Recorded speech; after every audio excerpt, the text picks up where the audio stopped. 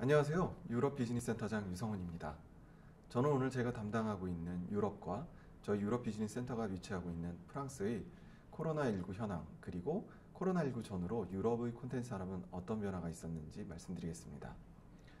마지막 순서로는 2022년에 저희 유럽 센터에서 계획하고 있는 사업에 대해 소개해드리고자 합니다. 자, 그럼 시작하겠습니다.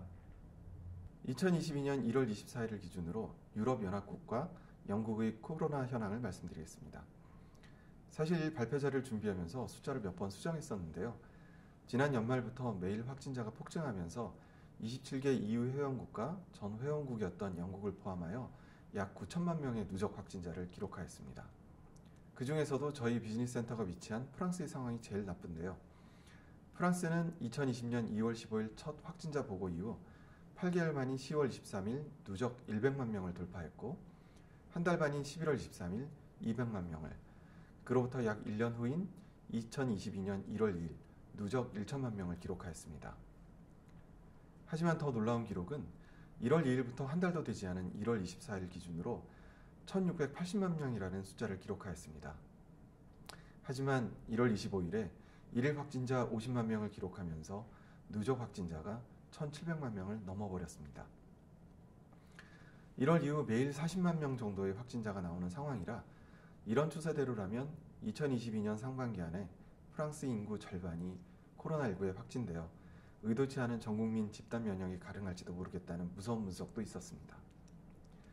상황이 이렇다 보니 코로나19가 처음 시작된 2020년부터 유럽에서 열렸던 전시마켓은 제대로 진행된 것이 손에 꼽습니다. 2020년을 제외하고 2021년에 진행된 행사를 보더라도 많은 행사가 취소되거나 온라인과 병행되면서 규모를 축소하는 등 정상적인 운영이 어려웠습니다.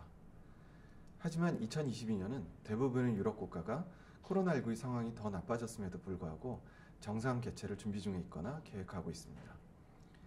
2021년 10월에 미컴에 저희 유럽 센터가 참여를 했을 때도 보건 패스 확인과 마스크 의무 착용 등을 관리하면서 정상적인 행사 개최를 위해 많은 노력을 하였습니다. 그동안 대변 비즈니스에 목말라 했던 많은 유럽권 바이어들이 참석을 하였고요.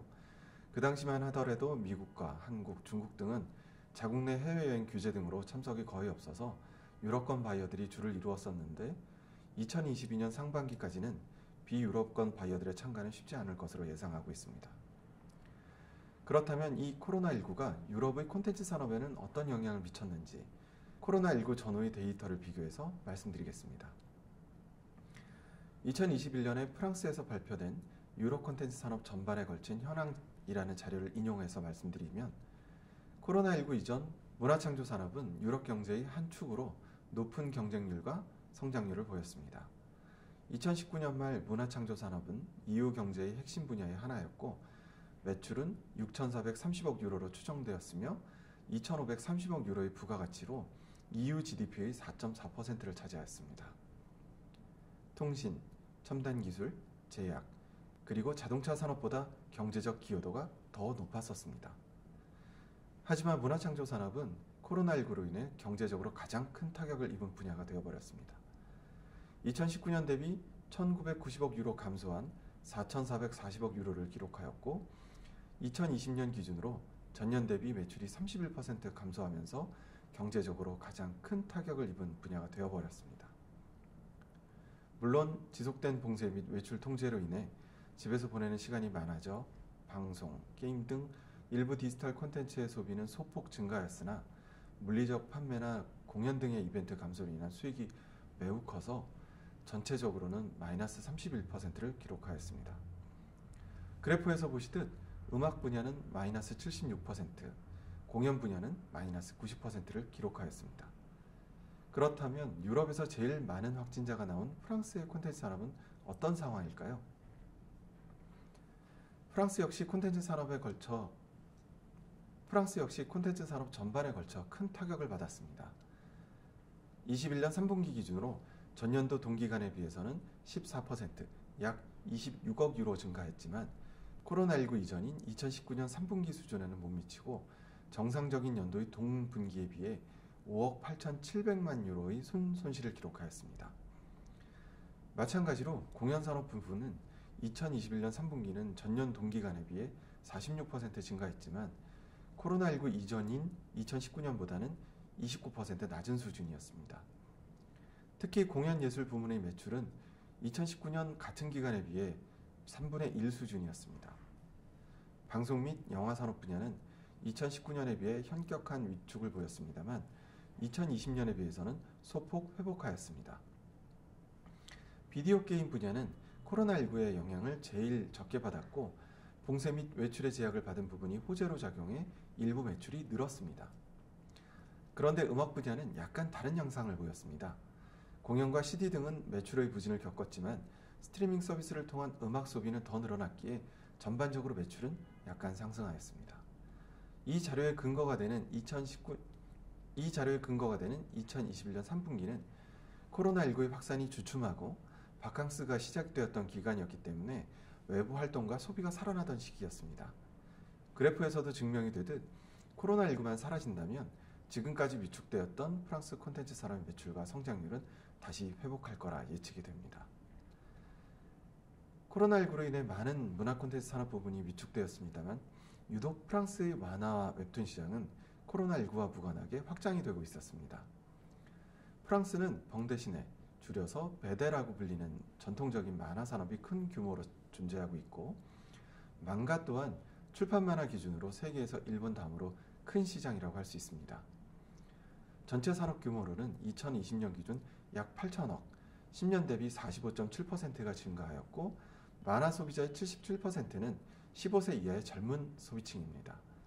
판매율이 제일 높은 만화는 원피스, 아스테릭스, 나루토, 페어리테일, 틴틴 등으로 망가와 베데가 비슷한 선호도를 보이고 있습니다. 웹툰을 비롯한 디지털 만화의 점유율은 1.5% 수준이지만 매년 100%인 높은 성장을 기록하고 있습니다. 유럽에서 웹툰은 프랑스를 중심으로 성장을 하고 있지만 이 성장을 한국산 웹툰이 주도하고 있습니다.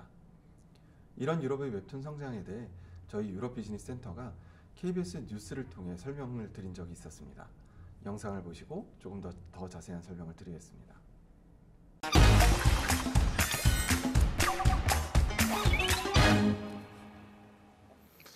BTS의 인기와 또 드라마 오징어 게임 등의 성공으로 한국의 영화, 드라마, 음악 등 이른바 한류 콘텐츠에 대한 유럽인들의 관심이 그 어느 때보다도 크다고 합니다.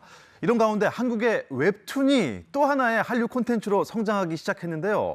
웹툰의 인기가 늘어나는 것뿐만 아니라 웹툰이 콘텐츠 생태계에서 차지하는 역할에도 또 주목되고 있습니다. 이 소식 파리 유원중 특파원 연결해서 자세히 들어보겠습니다. 유원중 특파원, 먼저 프랑스 사람들도 만화를 많이 보는가 보죠? 네, 프랑스에서 많이 팔리는 조기 만화책은 한 해 약 5,300만 부, 매출액으로는 한화 약 7천억 원 정도로 큰 규모를 자랑합니다. 프랑스는 여전히 휴대전화나 PC보다는 책으로 만화를 보는 사람들이 많기 때문인데요. 같은 동양권인 일본의 만화 망가는 프랑스 만화 시장의 40%를 차지할 정도로 큰 인기를 누리고 있습니다. 프랑스는 망가가 일본 다음으로 많이 팔리는 나라일 정도인데요. 이런 만화 시장에서 웹툰 같은 디지털 만화의 시장 규모는 불과 2%가 안 될 정도로 아직은 작은 규모입니다. Livre qui a pu arriver, mais il y avait aussi les dessins animés qui passaient à la télé et ça a très bien fonctionné et ça a permis de développer une économie. 네, 그런데도 웹툰이 차세대 한류 콘텐츠가 될 수 있다고 볼 만한 그 이유가 있나요? 프랑스를 비롯한 유럽에서 웹툰이 아직 두각을 나타내지 못하는 이유는 앞서 말씀드린 것처럼 디지털 플랫폼 서비스가 잘 발달하지 않았기 때문인데요. 이런 상황이 서서히 바뀌고 있습니다. 게다가 이곳에는 만화를 좋아하고 구매력이 큰 소비자들이 많다는 장점이 있습니다. 프랑스에서 선도적으로 웹툰을 서비스해온 델루툰이라는 모바일 플랫폼 회사가 있는데요. 이 회사의 회원수는 2020년 200만 명을 돌파해 전년도에 비해 2배로 성장했고 매출액은 109억 원으로 1년 만에 230% 성장한 것으로 조사됐습니다. 그런데 이 회사가 서비스하는 웹툰은 거의 한국 웹툰을 번역한 것입니다. 웹툰 수요가 본격적으로 싹트기 시작한 건데요.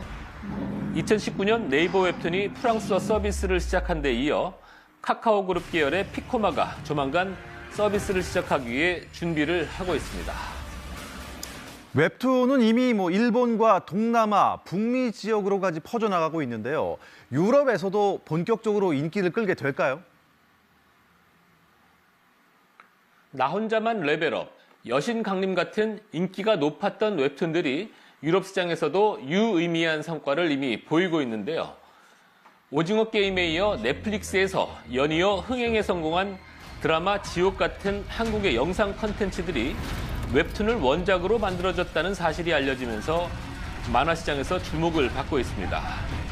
인기 웹툰이 오히려 종이책으로 만들어져 만화 가게에 등장할 정도로 한국의 웹툰이 과거 일본의 망가처럼 팬들을 확보해 나가고 있는데요. 한국 웹툰의 번역량이 과거와 비교할 수 없을 정도로 늘어나고 있다고 합니다.